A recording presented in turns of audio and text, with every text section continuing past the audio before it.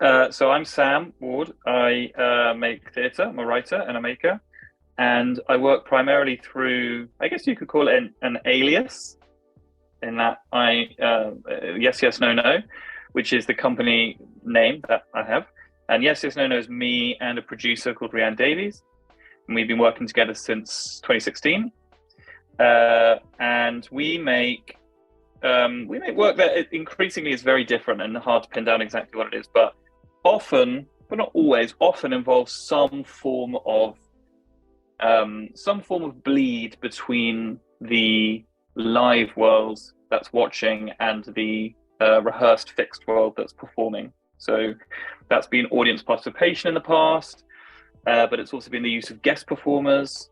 And our work doesn't always feature that. We're working on some projects at the moment which don't feature that, but that has been something we've been interested in the past. And we tend to be interested in very big ideas and getting into those big ideas through personal stories. Why does this type of interactive performance appeal to you? It appeals to me in a few different ways. One, I really like watching audience members read scripts they haven't seen before. I like sight reading. There's a particular tonality and quality of that my dialogue writing, I think can fit into with people who haven't seen the text before, which I like. Stuff that is quite flat read, not overacted, just kind of played. I really like. I also just like, I guess our work often involves the idea of taking a thesis, which might be a way in which our society is orientated or directioned, which feels bleak or overwhelming or distancing. So that might be online dating, that might be advertising, that might be sort of screen culture, and then utilizing the liveness of the audience in the space to challenge and provoke that. So we made a show in 2019 called The Accident Did Not Take Place, which was about screen culture and feeling very far away from things and how it feels to live in a kind of information malaise. And we positioned within that a live guest performer, and they acted as a sort of challenge. So the two were in tension with each other between the distancing of that theme we were interested in, but then the liveness and the immediacy of that audience member actually in the space. So I often talk about audience members on stage as useful in that they can spill over the dramaturgy, which means that they're kind of uncontrollable. And that can be a useful thing. If you weave that into your dramaturgy, it's about thinking, what's useful about the fact that this person could sort of do anything and will ultimately be messy and will be clunky and will sort of be all over the place. What's useful about that thematically? So that tends to be the appeal. With Honey, that was actually less the case, because in Honey, the audience members really just have to do what they're told, which is not like in other shows. They more just have to do what they're told in Honey. But Honey is a sort of coherent thematic web, because we were promised Honey. The conceit of the show is that I am telling the story of the future of this audience and what's going to happen to them in the years and decades and millennia after the end of the show. And I say to the audience at the beginning, it's not going to end well. I'm going to tell you this now, and you don't have a choice over that. It's not going to end well. And the audience right at the beginning are given the choice as to whether they want to start or not. And that then leads into a bunch of other ways in which audience interact. And the show is really about, what is the point? And this is an open question, I'm not asking it rhetorically. It's an open question that is asked in the space. What is the point of keeping going when you know that things will not end well? Why do we keep going? So the audience are invited to participate, and in participating, find their own answer to that question. I would say that it's a show that certainly has bleak moments. And if you were to sort of look at each element of the story, or the stories that are told, then on their own they do all seem quite bleak. But the show follows lots of stories. The main sort of spine of it is the story of the future of the audience, which operates in 4 chapters. And the first chapter is 50 years after the end of the show, and I say what's going to happen to one audience member, and then 100 years, and there's another audience member, and then 300 years, and then 1,000 years, and then on. And each of those stories, whilst bleak in their own way, is a story of a person continuing to hope and try and make things better despite increasingly bleak circumstances.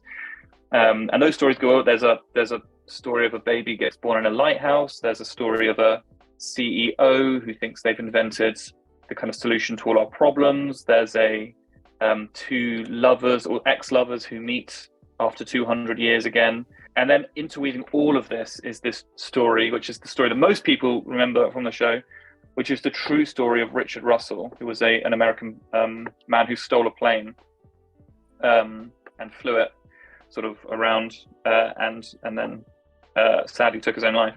And his story is a sort of repeated motif that we come back to as as a sort of metaphor for humanity.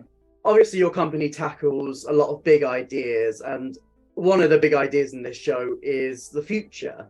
So what made you want to tackle this now? Well, the show originally emerged coming out of the 2019 election. I did a lot of work on the Labour campaign and door knocking, and so experienced the sort of tragedy and the loss and that feeling of hopelessness at the end. But there's an Edward Galliano quote, it's actually quoted in the front of the published text, which someone sent on a group chat, one of the door knocking group chats, which is, "Utopia is on the horizon. I move 2 steps closer, it moves 2 steps further away. I walk another 10 steps, and the horizon runs 10 steps further away. As much as I may walk, I will never reach it. So what's the point of utopia? The point is this, to keep walking." So that notion of faith as something that's a movement rather than a place that you reach, I found very inspiring. And so the show is an attempt to capture that feeling of having hope despite knowing that your hope might or almost certainly is futile. What are the type of challenges that comes from a show that do rely on audience participation in different ways and different elements? Well, I used to make work which was really, where the audience participation was way more volatile as a device within the dramaturgy, because it would be, I'd invite audience members onto the stage and I'd interview them, often in quite in-depth about things, talk to them about love or home, talk to them about sex, and those were way more volatile, those interviews. And the difficulties were that you are not super in control of the space a lot of the time. There's a risk that either audiences don't feel safe enough, or, which is often riskier, audiences feel too safe and can expose other audience members to images, ideas, which they maybe weren't prepared for before they came into the space. With Honey, it's more straightforward. The audience really have very clear choices. They never have to do anything other than just move to where I tell them to move or say the things I ask them to say. Certainly there are points, there's risk. At the beginning of the show begins with Sam saying, if you want to start this show, one of you has to say out loud in the space, "I would like to begin," and only then will the show begin. And obviously there's a risk that no one will say anything, and if no one says anything, then we do just sit there in silence until the hour is up. No one has done that yet. So there's always a risk. First time for everything. There's a first time for everything. Yeah. There's a risk, I guess, that the audience will not want to play the game. But with this show, that's on them really. If they choose not to play the game, then that's their loss. So this show is more risk-free when it comes to audience participation. Yes. So what was your favourite part about taking this play to the Edinburgh Fringe Festival? Well, I like doing it in the morning. I was on at 10 a.m. I love being at Roundabout. Roundabout's a lovely space. And Payne's Plough were very kind and very supportive, which was great. It was just, the show just went very well. It was clear early on that it was going to do really well. People really enjoyed it. We started selling very well. I've done a lot of Edinburgh Fringes, and this was by far the kind of easiest because it's a really straightforward show. We were on a good venue. Audiences came through. They really enjoyed it. There was a lot of buzz about the show. And the reviews were great. So it was a good Fringe, I think, this year. There was one quote on your website that really kind of intrigued me. The quote, "Some people call our work theatre, some don't." What do you Right. think it is about your work that garners this type of response from an audience? Well, that mostly relates to, I think you'd probably have that reaction less with Honey. Honey probably more obviously sits in the world of theatre. But I think if you looked at some of the other work that we've made or are interested in, it sits more in the world of kind of live arts. And I guess what I mean by that is that there's well, this applies to all of our shows. There's no character, there's no story, there's no sort of narrative in the sense of there's not a kind of diegetic story playing out in a space which has kind of been rehearsed. If there is story, then it's a story told outwardly to you, the audience. It tends to be non-naturalistic and more interested in kind of use of symbols, or particularly when we made The Accident Did Not Take Place, that was very interested in repetition and interested in performing the same gesture again and again and provoking a response in the audience, even if that response was a sort of mad boredom. So increasingly our work does sit more within a theatre context, but I caveat that by saying that it might not sit within increasingly it looks like it might not sit within a theatre context that would be super familiar to lots of British audiences, where theatre here is often more associated with quite thick character, story, quite a strong fourth wall, and our work doesn't really tend to have that. As we're kind of going more and more, we're kind of seeing a lot of like big West End shows kind of brand themselves as immersive theatre. What do you think are like the elements of like an immersive, or like the type of work that you do that you'd like to see West End shows kind of take on?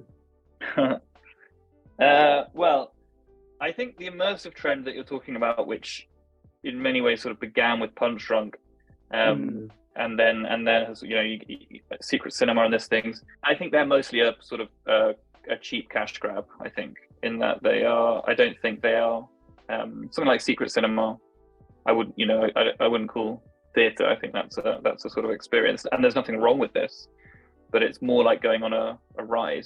And when I say a cheap cash grab, I mean if you go to a secret cinema show, experience or show, you will find that the majority of floor space is taken up with an attempt to sell you more things. So whether that's kind of food, drink, merchandise, whatever it might be. So there, the immersive dramaturgy is being utilized to move you around a space and take even more of your money. And I think that can often be the case in these big productions, that the notion of an immersive theatre is more often utilized in such a way as to massively inflate the price of tickets without increasing the quality of the work. As it can be a kind of headline experience. That's not always the case. I don't know. I've not been to the immersive cabaret. I also think it's a weird word in a way, because all theatre should be immersive. I don't know, if you're not making immersive theatre, then that implies that you're making boring theatre. So I would want to be immersed in any show that I went to. In terms of, I'm in a way I don't really. I think the West End is great as it is. I go to the West End to watch big musicals that are rehearsed to a T and are really like glitzy and are all about kind of spectacle and show, and I wouldn't want to see them start to do the bullshit I do on stage. I think it's nice to have like different spaces that do different things, and I think I love a musical, like going to the West End to watch a musical, or whatever else is on the West End. I mean, I've seen some absolute shite on the West End, obviously, but I wouldn't say that I feel a need for the West End to start, incorporating audience participation or the kind of immersion that we might do. Yeah. Well, that's just the thing about it. Like, London is such like a vast theatre space. There is so much variety of theatre, including the stuff that you do. Yeah, for sure. The Soho, where you're going at the end of the month, go see it. Like they take so much Fringe work, and they do like such a variety of things, and it's so close to the West End. It's like 5 minutes down from where Les Mis is. Like, there is such like a vastness of different theatre. That's just that's what interests me about theatre, Yeah, exactly. And I mean, it would be nice if there was a greater recognition of some of the kind of fringe companies that are making really brilliant work. I think there's often, and often those companies are struggling and can't make ends meet. And we have this idea in the UK that we have this like incredible theatre culture, and that we're world leading, and that theatre is in our blood. And structurally, I mean, that's just not true. We live in one of the least well-funded theatre economies in Europe, and it means that our work is increasingly less interesting. It's if you go to any kind of regional theatre in Germany, you're going to see work that is unbelievably more interesting, formally innovative, taking bigger risks. And that's not to do with the quality of the artists in either country. It's to do with the resources that they have, and the resources that they're able to take risks with. So I think it would be nice if you see these big awards come out, like the Olivier Awards, and you see these shows, and it's like, wow, it feels like you've watched like 5% of the shows that have been on in London, and there's been all this stuff that has gone on underneath. So I think that I agree that diversity is great, but I would love to see that diversity kind of recognized in some of the bigger institutional frameworks. So finally, why should people come and see We Were Promised Honey? Oh, it's really good. I mean, I know I say that because it's my show, but this show genuinely is excellent. It was a great team of people that helped put it together. So it's not just me at all. There was a whole team of people behind getting it to work. It's a really just like clear, moving bit of storytelling that brings the whole audience into considering what it feels like. The big thing we wanted the show to be, it's not a preachy show, right? There's actually I know I've talked a bit about bleak futures and things, but none of that's really in the show. The show is actually very unspecific about what about the future is going to be so bleak. And that's on purpose. That the point of the show is to give you, the audience, a chance to just sit with other people in that space and in that feeling, which we all get sometimes, of like, how do I keep going, and experience that together. And that, I think, is a real joy of the show, that it's a survey of human life and human history. And I think at the end you come out feeling invigorated and not depressed, I think.